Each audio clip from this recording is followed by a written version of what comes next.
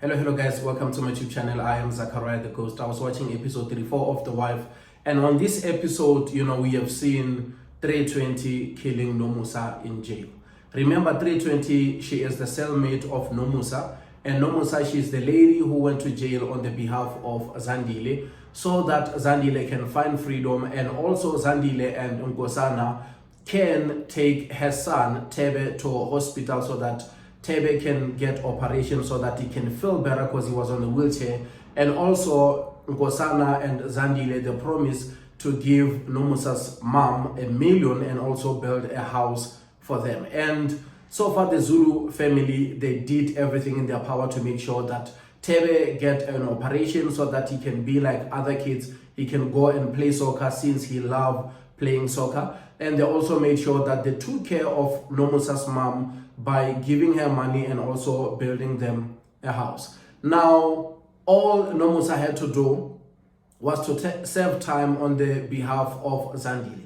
But things went sideways when, 320 went cuckoo, deciding to take a knife and stab Nomusa. And also I am blaming the prison warder simply because of she opened the, cell door, but she didn't pay attention to 320 because 320 followed Nomusa while she was attending Nkosana, because Nkosana had to go there to visit her as he promised that he wants to give Sambulo a proper burial and he will come and visit Nomusa so that Nomusa can tell him about the problems she is having with her cellmate.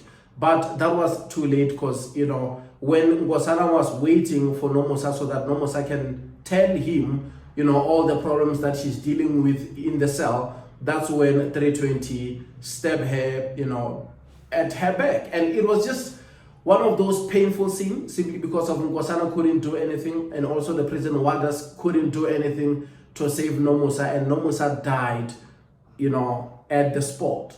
And that was very painful because Nkosana had to go home and speak with Zandile and tell Zandile what happened in the jail cell simply because of he still had, Nomusa's blood on his white shirt. Of course, Zandile, was blaming Nkosana, and she was also saying these things, they do happen simply because of we are cursed. It's my father who's doing all these things because he's trying to punish me so bad, And of course, that issue of the same name, came back again. Because on the previous episode, remember, they went to the traditional healer, and the traditional healer said Mr. Ngobo want to live in Sibani's body. Now, Sibani has to change the surname from the Zulu surname to Ngobo surname so that Mr. Ngobo can find freedom in Sibani's body. Now, let me start the episode this way. They started the episode by showing us what happened on the previous episode.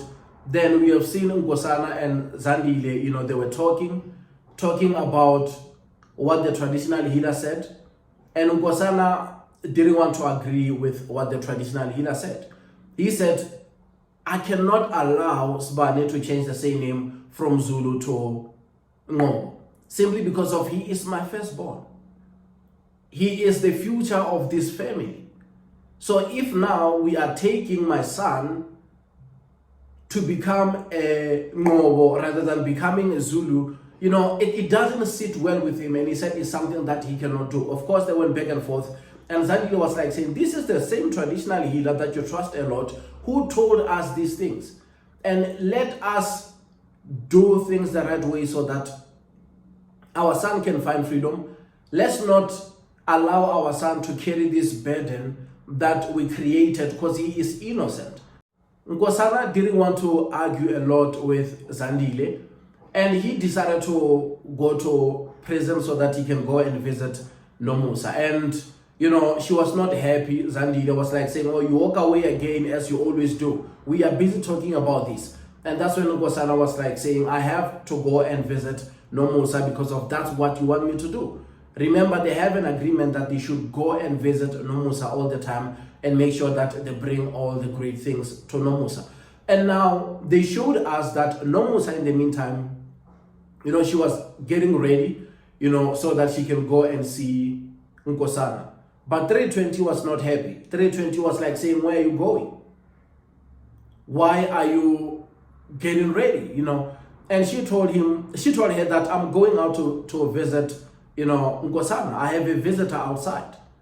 So that's the reason why I'm dressing up. And now 320 was like saying, you're lying to me. You are going there so that you can snitch on me.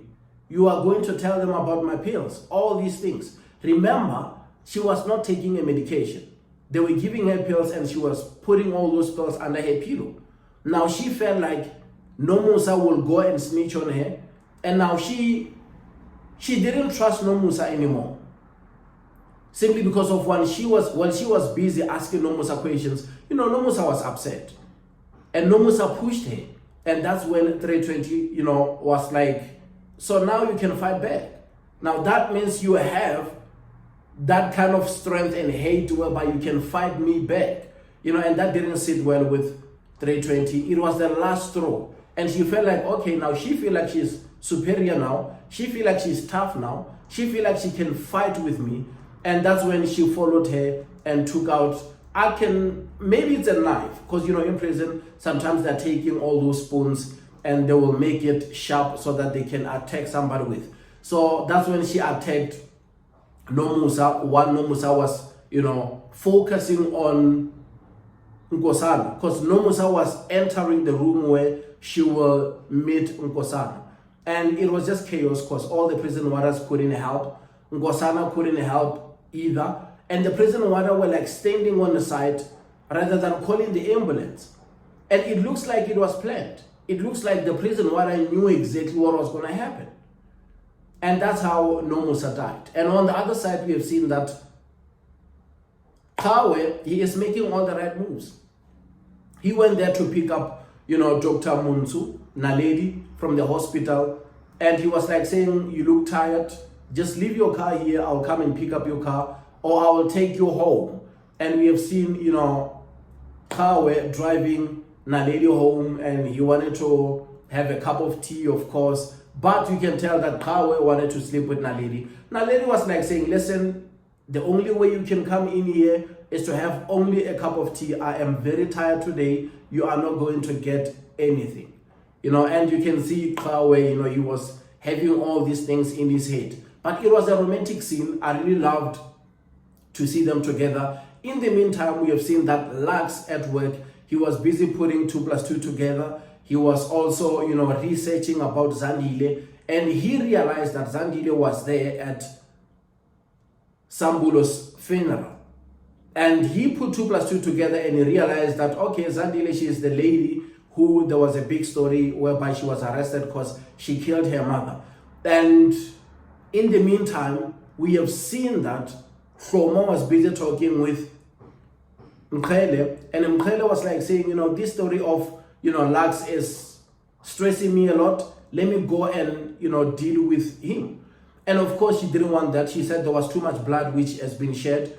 So she doesn't want blood anymore. She will go there and fix it by herself. She will speak with him. She will convince him to drop the story. And, Mkhele was not happy. Was like saying, okay, if you don't want me to handle it, make sure that you handle it. But, you need to know that if this thing goes sideways, we are all effed, because we need to get rid of this guy because this guy is becoming a problem. Now, she promised him that she will handle the problem. And I don't see her handling the problem simply because of I've seen on one of the snippets there on what to expect on the next 3 episodes, whereby we've seen that Lux printed the story. And that's not going to sit well with the Zulu brothers. And remember, Shoma, she's supposed to be the person who's protecting the family. And that means she'll be in serious trouble. And on the meantime, we have seen that Ngoba did everything in his power so that he can find Mandisa. And Mandisa, was found unharmed simply because there was a meeting that Nkosana called whereby all the Zulu, family were there, whereby he was addressing them, talking about Sambulo, how great Sambulo was. He was a great man, all this type of stuff. That's when Ngoba showed up with Mandisa. And he was happy to see them simply because he said, I'm happy to see you here. Simply because it means that we are still a family.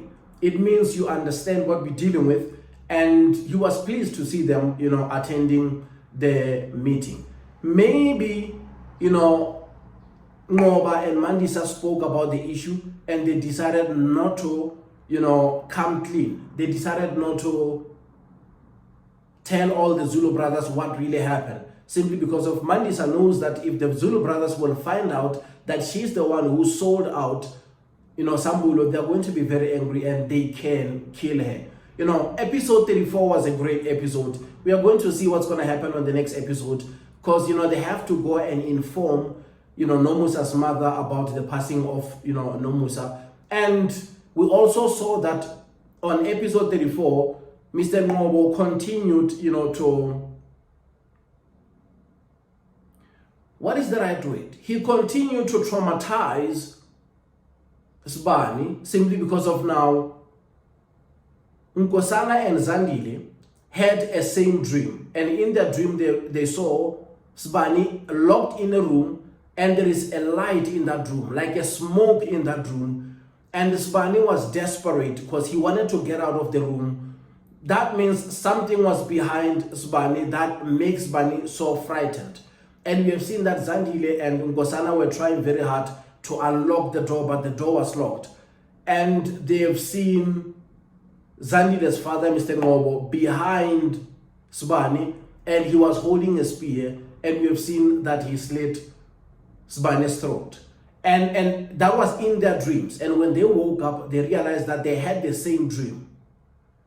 And while they're still discussing the dream, what is the meaning of the dream, trying to interpret the dream, that's when they saw Sibani walking in their room. And he looked dizzy, he looked very weak, and he fell on the ground. And they were trying, to wake him up to understand what is wrong with Sibani. Why is he feeling that weak or dizzy, and why he just collapsed in their room? What was happening whereby they just saw him, dropping on the floor, and they just saw the same dream at the same time, which is coincident which is surprising. And we're going to see what's going to happen on the next episode. That means Mr. Ngobo is not playing and he is going to press them so that they have to, agree or compromise and make sure that, Mr. Ngobo get what he wants. And I appreciate you guys showing me love and support. Thank you.